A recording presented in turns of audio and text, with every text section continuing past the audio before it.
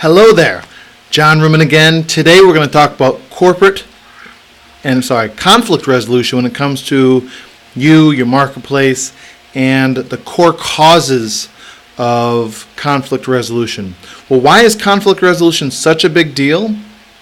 Well, you lose people, communication goes downhill, there's a lot of challenges. So I'm going to jump right into it, but first let me introduce myself. If we have not met before, my name is John Ruman. I'm an international business coach, consultant, and corporate trainer, and my passion is to help people just like you to achieve the greatness in your life and business.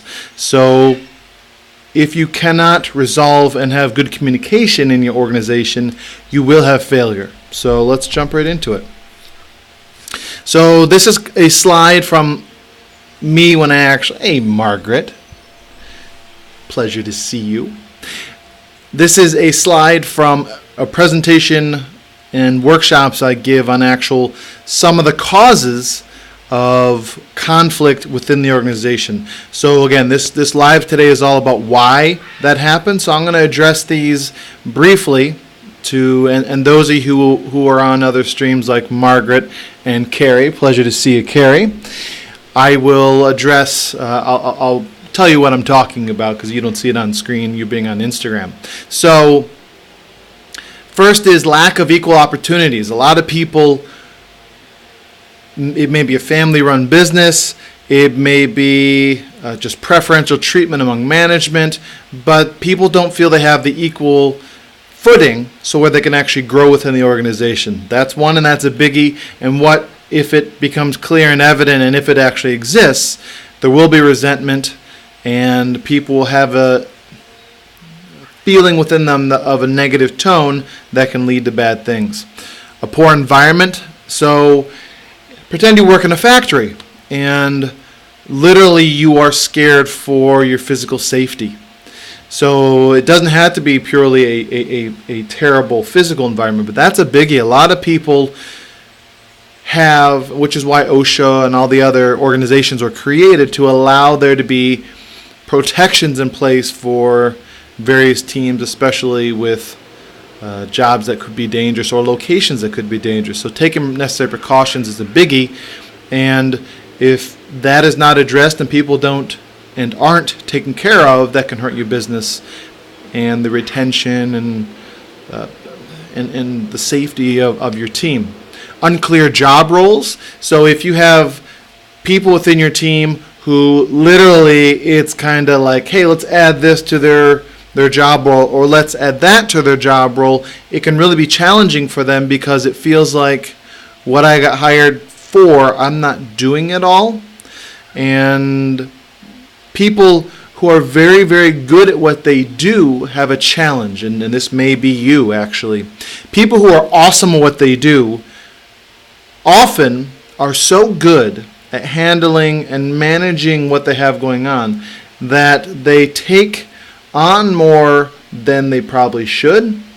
And because they're so good at handling the stress and kind of figuring out the management, hey, good to see you, Ms. New Lifestyle. How you doing? Hope you're having an amazing year. Because some people are so terrible at handling communicating these new roles they're given, a pent-up resentment happens until they're like overwhelmed and they lose it. Poor management. We've all had poor management. So poor management is the challenge where it's, there's many issues in poor management, but people will, let me give you an example of poor management. You can probably tell me an example of poor management, right? But it could just be, let's say, just lack of leadership. So some people, I'll give you one. Negative feedback versus constructive or positive feedback. So people will stay with an organization longer if they feel loved and respected and appreciated versus them being knocked down and belittled. So poor management uses destructive criticism versus constructive to build the person up and help them to further go where they're trying to go. Hey, Joshua, good to see you, my friend. So it's important to understand that bad management destroys companies. So a properly trained management team who understands that the lifeblood of the business is the team, and the customers will be made happy by well taken care of team members. Okay, unfair treatment. That kind of goes to lack of equal opportunity, so I'm not going to necessarily address that. Bullying and harassment. Have you ever just been like constantly bombarded by other people? It can be subtle, it can be outright, and it just pisses you off? Who does love that? Poor communication. This is a biggie. So people have conflict within organizations all the time because, quite simply, they take the path of least resistance. Think about it.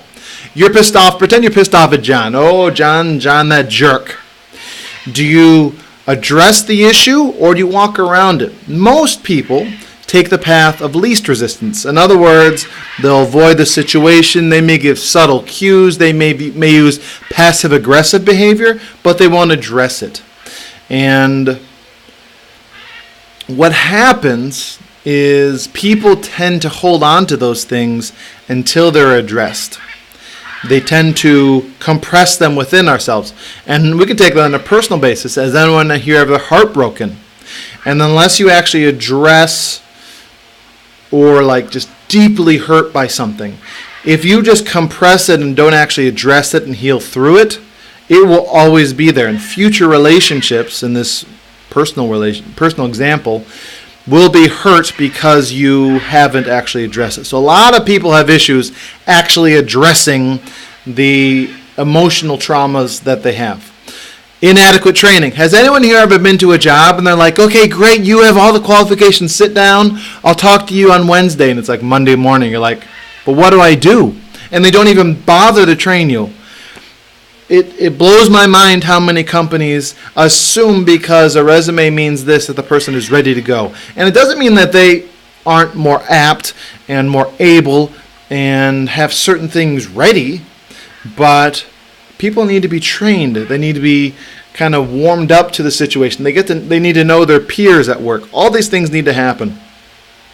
Unresolved issues. This is kind of goes back to the communication thing. People, when they don't communicate, things don't get resolved. So if you at work or on a personal basis have things that upset you, you need to heal through that with either communication or whatever. Personality clashes. You could have someone who is outgoing and someone who's quiet, and the quiet person may be driven nuts and vice versa by the people, or just a whole bunch of personality clashes. Increased overload kind of goes back to what I was talking about with people not openly talking about the workload they're under and not telling others the challenges they're having with what they're doing, kind of feeling overwhelmed. Unrealistic needs and expectations. A lot of management doesn't communicate well with their teams to ask them what they could be doing, how they're doing, where are they, what are they working on, and the better back and forth communication there is, the better and easier it is for them to actually not have things build up. So a lot of conflict is really just communication. So if both sides of the team, management and let's say the person doing the actual job at that moment, that the thing they need to do, if they're actually communicating, they need to, at that point, if things are unrealistic in the expectations, they need to outline them. They need to say, here's what I can expect to do, or I'm working on these 10 things. What should I delay because you've decided to add this? And then allow the management to answer.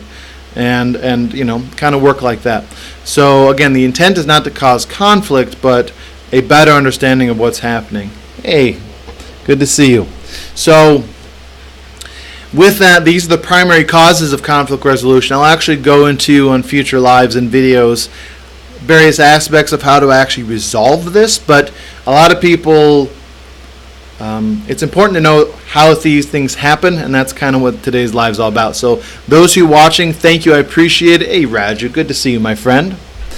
Those who are watching, thank you for taking the time to watch. I'd love your feedback, questions, anything regarding corporate training or conflict specifically. I'd be more than happy to help and address. If any of you need help in your organization or company on this topic, if you work in a place that has a lot of unmet issues, I would be happy to help them too. So thank you. I wish you all the best. Please share this with your friends and tag anyone who you think may love this. I wish you all the best. Have an amazing rest of your day.